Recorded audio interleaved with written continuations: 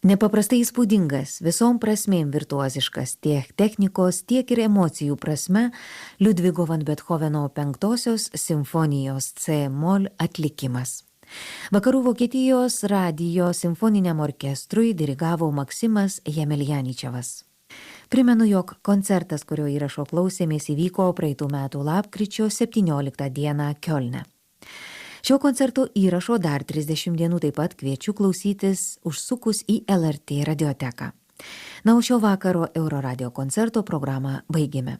Jūsų dėmesio ją parengė redaktorė Junija Galėjeva, o prie mikrofono su jumis bendravau aš, Lina Budzeikaitė. Atsisveikinu su jumis ir linkiu ramios nakties.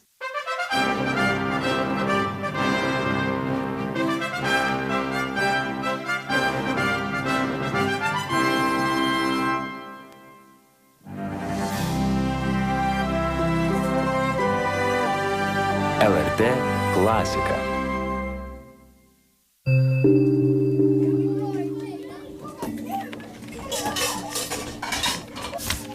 Vakaro lyrika, lyrika, lyrika, lyrika, lyrika.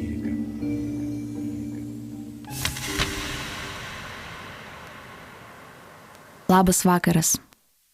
Esu aktorė Giedrė Kederytė. Šiandien su jumis noriu pasidalinti poetės Nijolės Miliauskaitės eilėraščiais.